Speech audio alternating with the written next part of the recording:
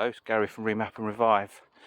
Here on this farm, a little industrial area, this Jaguar XF was driving here for a valet detail and broke down at the road. DPF's blocked, so it's towed in, and then I got a call and was asked to come and try and fix it.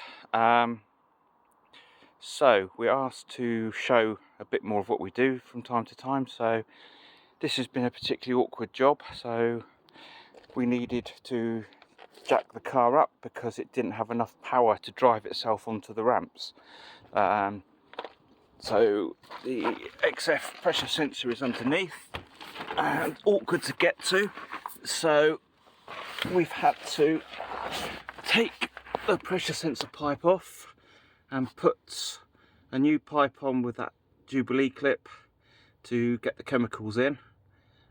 First chemical is in and working at the moment, and in a few minutes we'll start the engine and put the second chemical through. So not the easiest of jobs. We've also found an exhaust leak, and yeah, hopefully we'll get this back running properly very soon.